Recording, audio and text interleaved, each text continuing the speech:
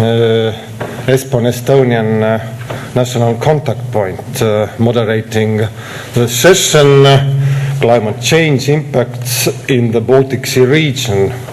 So we are moving back down south, and we are focusing in this session what is going on in terms of climate change in the Baltic Sea region, in the Baltic shores, but I'm very sorry to say that there are just two live presenters here present, Ilona and Jaak, and Jaanis and Arvo are missing. Professor Järvet got flu in this 66 degrees and wind and sun and quite decent temperatures, and then just stayed in his cottage. And Jaanis is not present here. We don't have any further information where he is. So we have plenty of time, and we might have really comprehensive and in-depth discussion on some topics if there is audience and interest.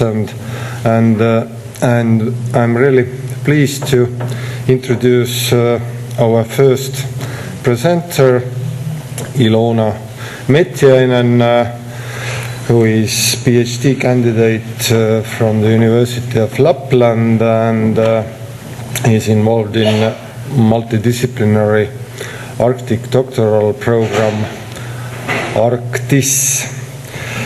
She works as a researcher as well in the Arctic Center in the University of Lapland, and I understood that she's going to finalize her doctoral research pretty soon, which is about knowledge in planning and about multiple knowledges and how these are presented within collective collaborative strategic planning and how to contribute to planning and to take planning solutions. And just now Ilona is going to talk about planned or emerging futures addressing climate change on regional level by strategic planning. Ilona, the floor is yours. Looking forward very much.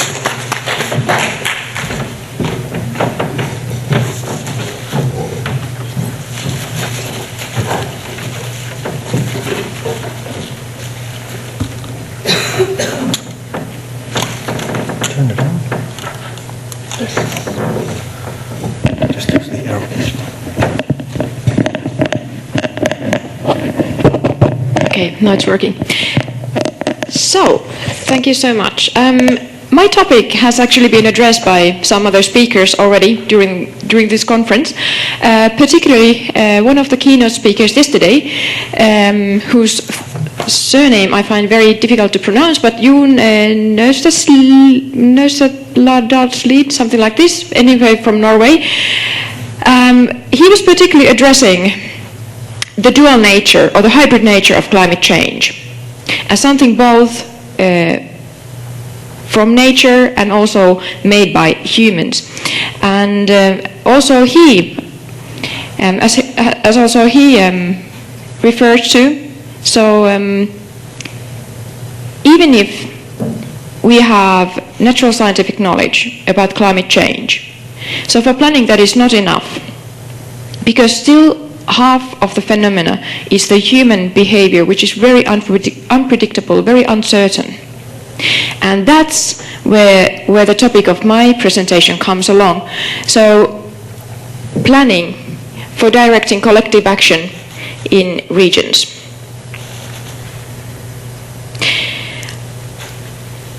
Climate change is something that is thought to change things rather remarkably in the coming decades, in the coming century. The time span is therefore very long for planning, And also other challenges for doing planning exist, such as the uncertainties, like knowledge gaps, and also the general complexity of the phenomenon. Anyway, some planning is done on a regional level in order to reduce the uncertainty and to govern to the uncertainty. What to do with it? In Finland, regional climate change strategies have been made since the Finnish National Climate and Energy Strategy in 2008 started to demand regions to do their own climate strategies. It's important is not only in following the top-down word from the state, but also in making this very large, complex, global phenomenon significant in local terms.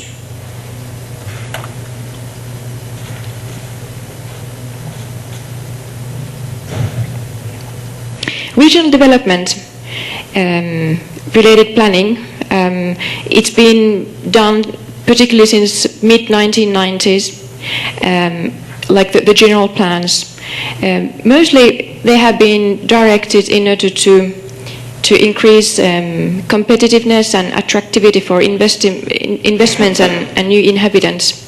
But now climate change is also addressed.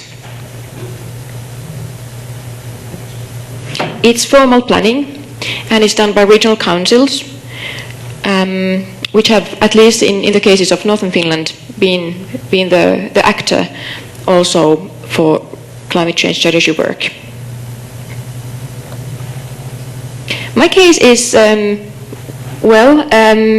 very well, to some extent, related to the Baltic Sea region, even though the region itself identifies usually more to the Barents region. Still, we have the connection to the Baltic Sea near Kemi, but yeah, that's how it's usually understood. So.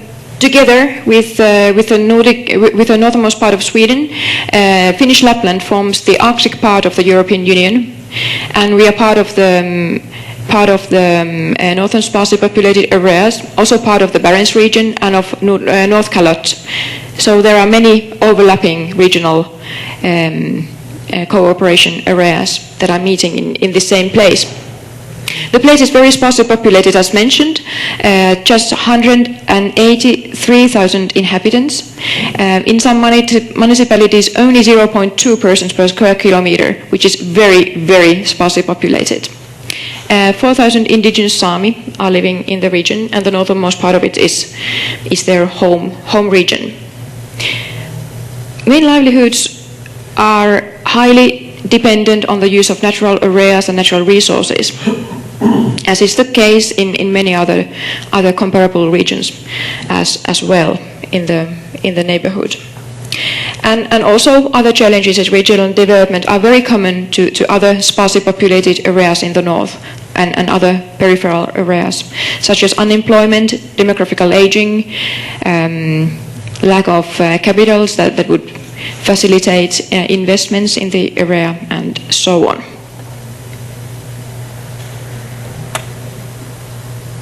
In an article that is currently in press, I have made a short review on the development programs of Lapland since 1995 onwards, in order to trace how and when and in which form did climate change emerge into the regional development issues, of the regional development programs of the region.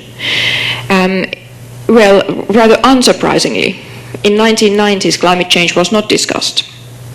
Well, it wasn't on the agenda elsewhere either. There was some short mentionings in the beginning of 2000s, but then towards the end of the first decade of the 21st century, more and more climate change talk appeared. And the Regional Development Programme 2007 to 2010 was a very crucial point in this.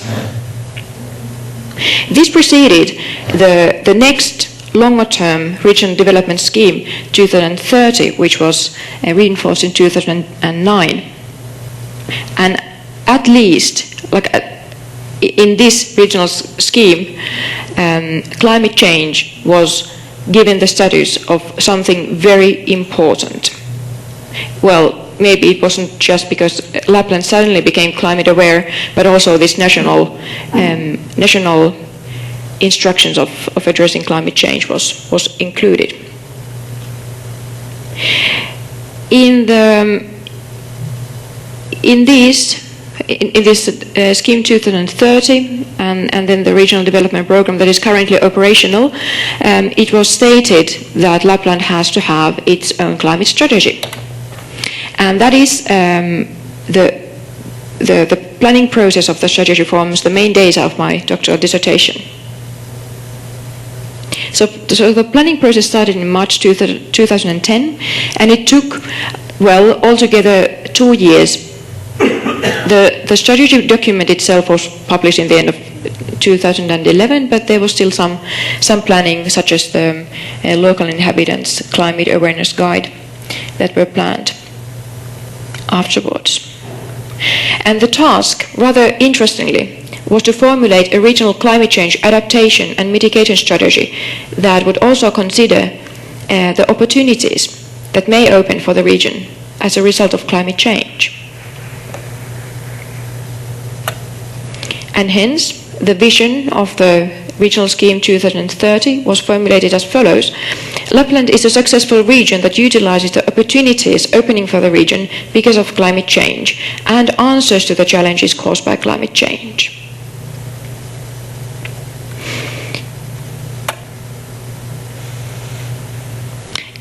Climate change issues were, during the planning process, they were considered from many perspectives. The Finnish Meteorological Institute had made some regionalized data about or projections about the effects of climate change on certain time spans and according to different scenarios. And then the participants of the planning process that represented many different kinds of livelihoods like reindeer herding, forestry, tourism and so on, they then were thinking about what does this mean for our livelihood? Or what does it mean for everyday life? And for instance, this kind of positive issues were identified. For instance, that Lapland is a carbon sink and produces more renewable energy than is used in the region. And climate change can further strengthen this opportunity or this strength. The growth of forests makes it possible to produce more bioenergy. And also agriculture will have better conditions than nowadays. Some of the positive things were relative compared to others. For instance, in tourism, even if Lapland will also lose some snow-covered days, so Lapland will lose them less than many other competing destinations, for instance in the Alps. Of course, also some threats were identified, such as new pests that may come to harm forestry and agriculture. If the ground doesn't freeze as well as before, so that may cause trouble for wintertime logging, as the ground will be more vulnerable for damage, and also because of difficulties in organizing transportation. And the changes in snow conditions like freezing and thawing, that may harm the reindeer, as it's more difficult for them to dig nutrition from under the snow. The way that I looked at these, the theoretical setting, I'm not going to go into that one in this presentation.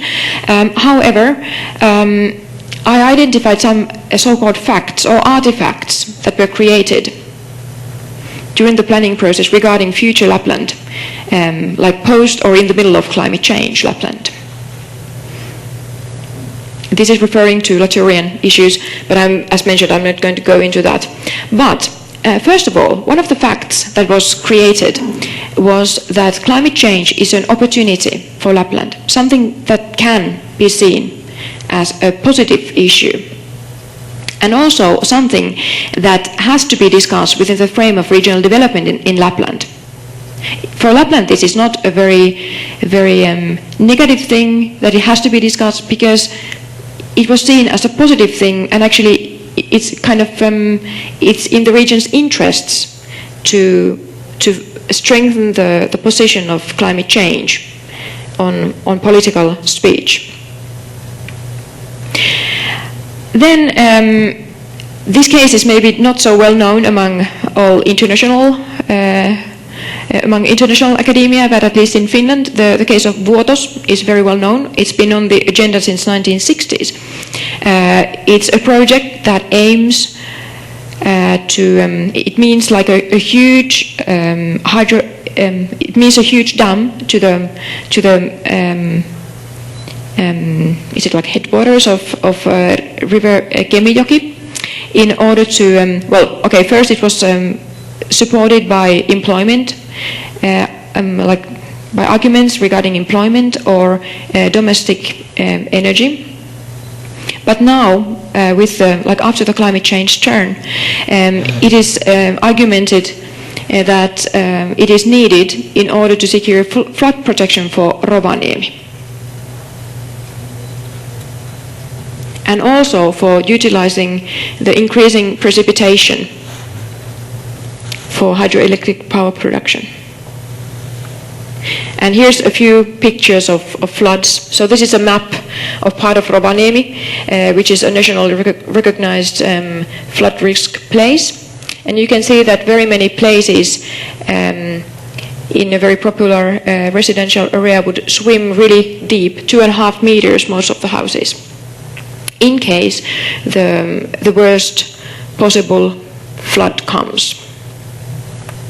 Then some pictures of flood from 1 year ago.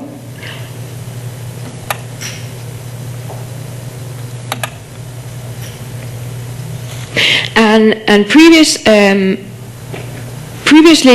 like things previously regarded as negative were possible now to be identified as something positive.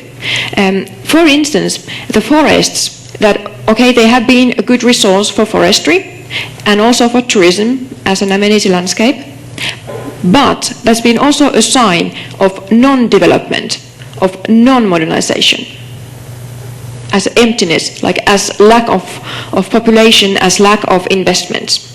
And now the large amount of forests, including a large amount of protected areas, is seen as a carbon sink.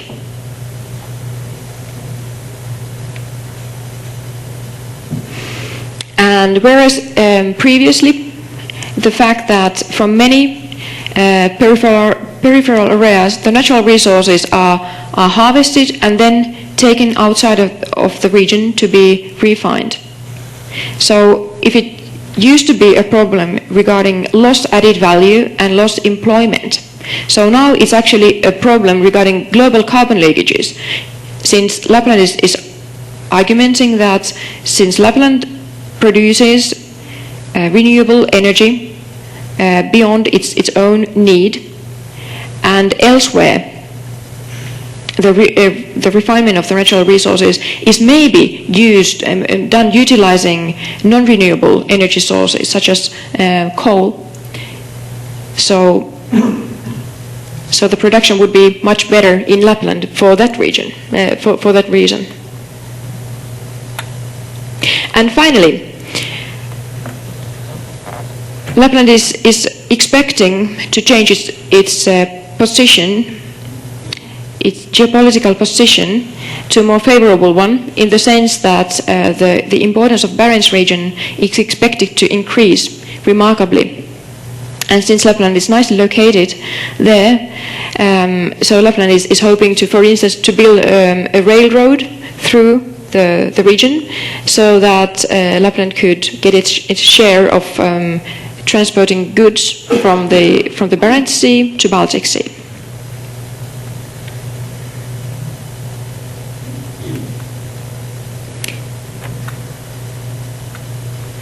an interesting point is that even in the currently operational regional development program, climate change is said to be a threat. However, in the climate change strategy, it was possible to see it as an opportunity, as something positive. However, even if climate change is really thought to make a lot of changes in the region, so still the role of natural resources is not thought to decrease. On the contrary, during the time span, I mean, during among all the strategy papers that I went through, there was only one that was focusing more on kind of softer issues, such as the quality of living environment and other than natural resources-based enterprises. So still, this view is probably because of the hopes regarding the variance region. So the dependence on natural resources is thought to even be further strengthened. And then about like how much new is there actually in the climate change strategy, and how much is just something that has been identified as climate change, related to climate change. So it can, for a good reason, be asked if climate change is, at least to some part, just a new disguise for old projects.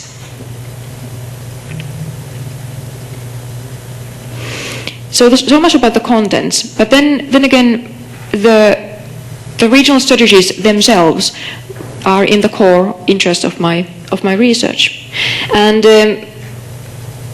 regional level is used in sparsely populated areas more than in some others. For instance, on Nordic level, it seems that municipalities are a much more favored level, like geographical scale, for climate change strategies.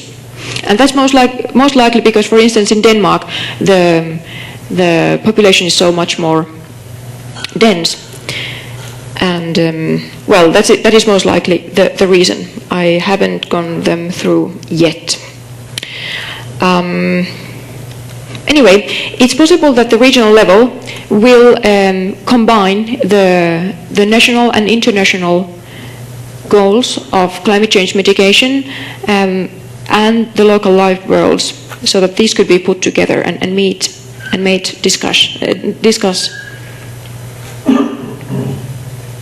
But then again, how well the regional level or regional development related strategic planning can be a good forum for doing this kind of planning depends on the political, administrational, as well as planning culture of each country, like if you are thinking about applying these results in other places.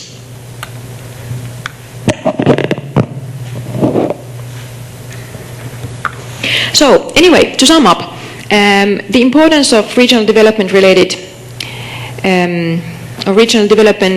strategic planning as a forum or context for climate change related planning is that, as mentioned, the global issue is brought to a level that is close enough for people. Of course, climate change is just one of the trends of change, so it shouldn't be given too big role in regional development, on the other hand. A good thing is that regional councils, at least in Finland, have the power and resources, like regarding personnel and legislation, and they already have existing collaboration networks, so that they could do the planning and formulate policies in the region.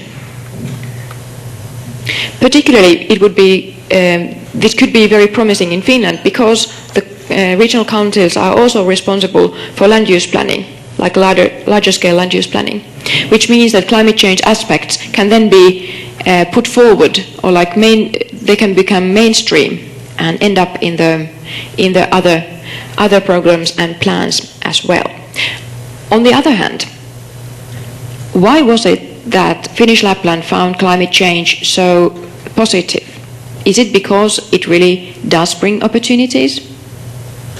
Or is it because in regional development planning, regional development related planning, you have to seek for positive sides?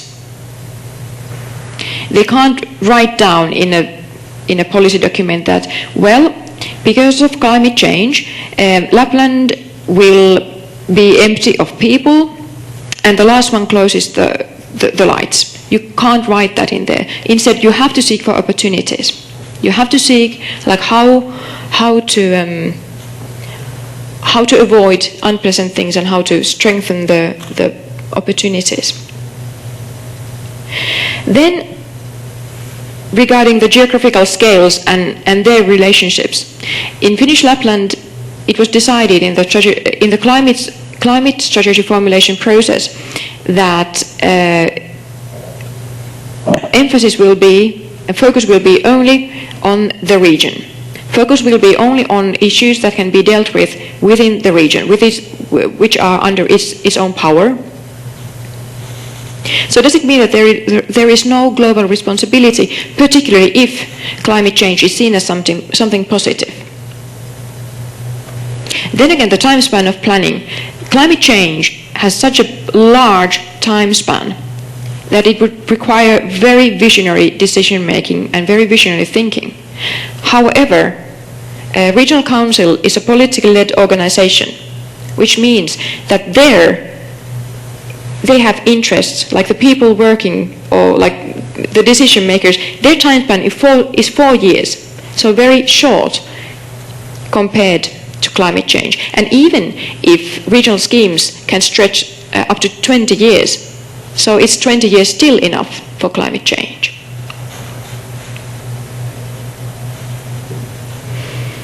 Yesterday there was some talk about if there's any point in planning because of climate change.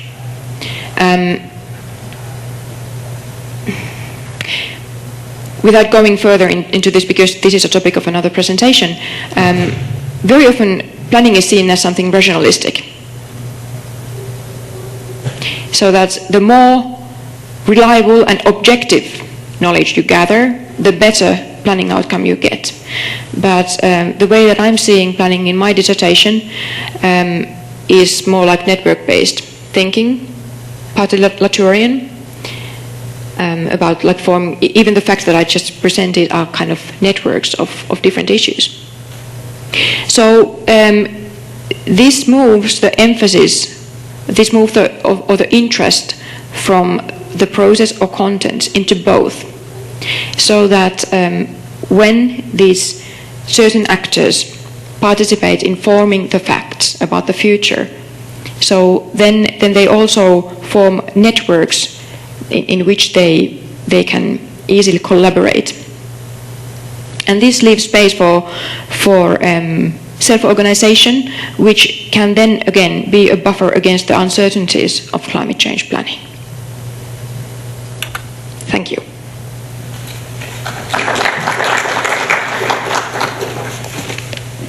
Thank you very much, Ilona, for your very focused and comprehensive approach on Lapland's climate change planning. And it's questions and answers session. And was there, please, for questions yours.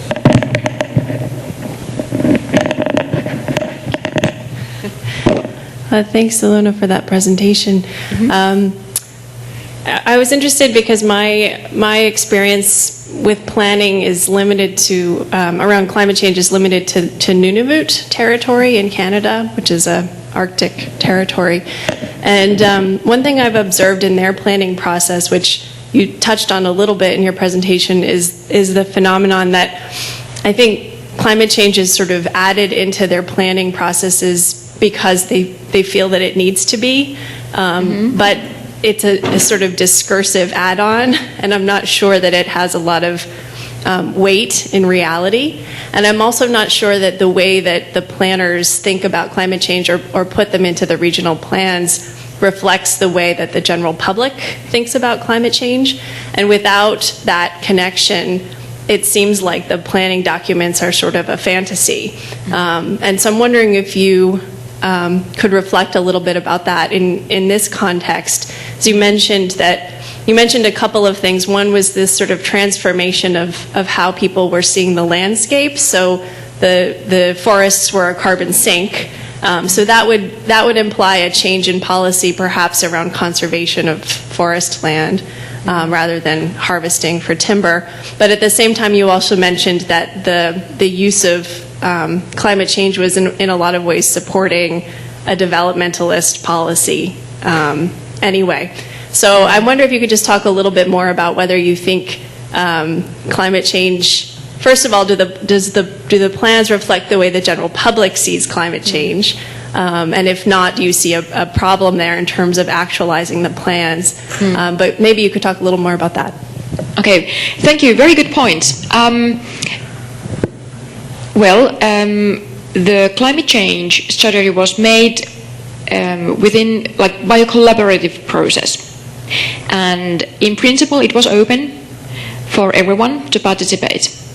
There were some open workshops, but who the participants actually were, there were experts from national authorities in the region, for instance, researchers, and then there were representatives of these livelihoods. So in this sense, the work was done by experts.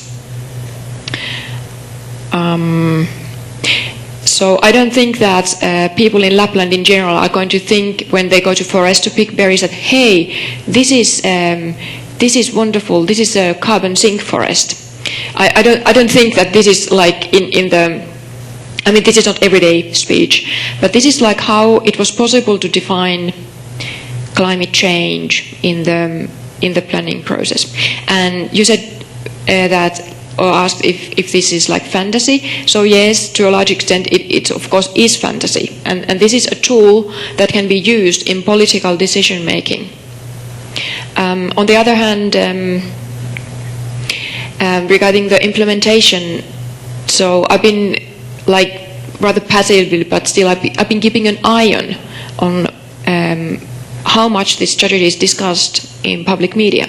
And there's been a lot of talk about flood protection and also about if climate change takes place. But so far I haven't seen, if I remember correctly, any articles or like these opinion writings that would have addressed or somehow described or referred to this climate change strategy. There's been some newspaper articles, but those were written by some active persons in the planning process, and that was kind of part of the planning process that some people do write about it. I think I forgot something you said. Sorry, I forgot the last part I was going to say. Let's continue. Second question, please. Sorry about that. I was really interested in the focus on the regional planning and the regional council. I was wondering, based on that, what kind of jurisdiction the regional councils have in other areas, since I find through my own observations of other countries that that makes a difference. So what I was wondering was, is environmental legislation regulated at the regional council? Are corporate taxes regulated at the regional council? Is business regulated in other ways at the regional council? What kinds of responsibilities and I guess advantages might the regional council itself stand to gain or lose through that sort of thing, through what their decisions? Well, regional councils in Finland, they have gained more importance and power lately, but still compared to many other like regional councils or whatever they are called in different countries, they are still weak. But this is based on literature I've read. I have to say that those are just brief mentionings, and I can't make here a comparison to international situation. But in Finland, the regional councils are, as mentioned, they they are responsible for regional development work. They plan this. They make programs for regional development, and they are responsible for the regional scale land use planning. And they have also some other tasks within, for instance, the like emergency situations and like that. And now with the new law, so the state authorities must take more into account the regional program. But no, they can't decide on any taxes, and they can't make environmental legislation for the area, but that's like national issue. So it's more political. So it's so that municipalities have their like political leadership, okay, and with certain parties and so on, and according to the situation in the municipalities. So the regional council is also the government of the regional council is formed based on that. More questions? One more question. Yeah, thank you. More questions.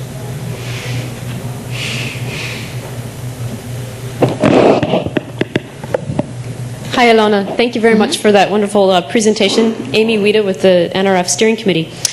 I just was wondering, well, I have one question really quick, and I'll get to that second. But the first one is, you mentioned that climate change is just one change.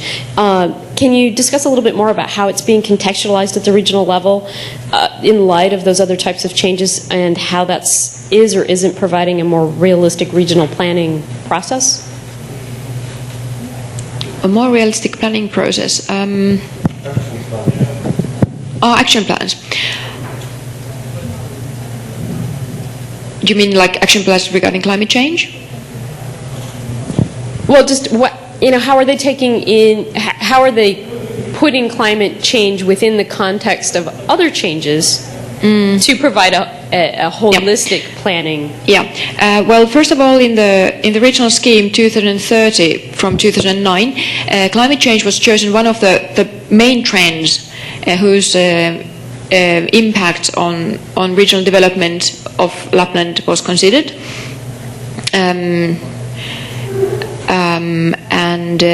Like this making of this climate strategy was kind of one concrete thing of doing things, and they have also set some clear goals in there, like what should be done, and they have also allocated a responsibility for doing these things to different organizations in the region, and since nobody opposed, so apparently they have agreed to do it. Yeah, it's how to put it to perspective regarding other changes.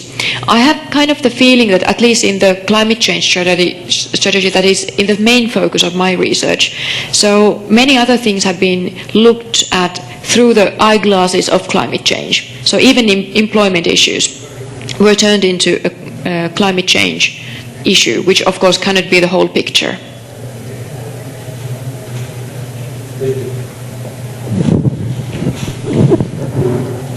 Very interesting presentation indeed. A couple of questions or comments.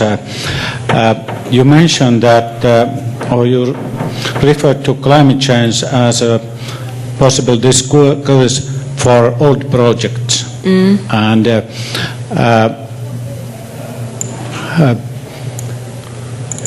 I see two quite separate issues here. In Lapland, there are some environmental conflicts, mega conflicts, which have been there for a long time, and it's understandable that especially this waters conflict comes to mind in this context. It can't be avoided. But on the other hand, I think we have to keep in mind that this international context, demand for natural resources, certain resources, etc., this has also changed, and perhaps some projects or activities which were not genuinely relevant or profitable in the past, even if they were perhaps popular in development strategies in Lapland, they may emerge as relevant projects now. And so this is quite complex setting, two different issues, I think, discussed here. The other thing, another thing, I think it's at least coming abroad. Some people here have difficulty in understanding the role of regional councils. They are not. There are no regional elections. They are not elected bodies in this sense, and they were established largely for or as a result of Finland's EU membership for purposes of regional development policy, and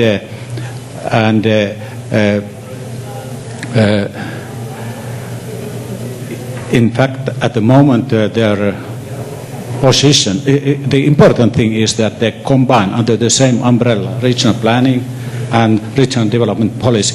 But in fact, their future as actors is uncertain at the moment. And this should be kept in mind, I think here. And I think that this climate change strategy, it's informing regional development strategy, and then the regional development policy is based on sort of multi-level governance, European Union, Finnish state, regional council, and where the resources come from. They come from the state and not from regional sources, from the state and the European Union. And then the issue, which are which kind of conceptualization of Lapland and identification of different possibilities, etc., can be sold to these two important levels. I think this is very important to the European Union and to the Finnish government. And it is this context that Lapland is formulating this strategy and conceptualizing its diversity resources, I think. Yeah, but this is just a comment. Any reflections? Well, thank you for clarifying the role of regional councils even further.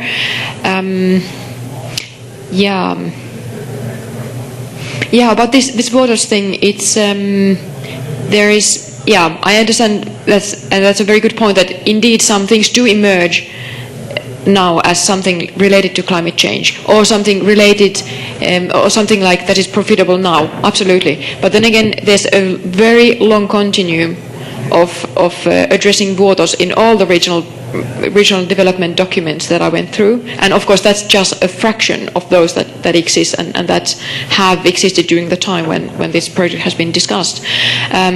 And there's a very strong linkage created between climate change and then more precipitation and flood protection, and after flood protection comes vuotos, and this is something I have to say that vuotos is not my favorite topic, but I think I have to write about it a bit more than I have written so far.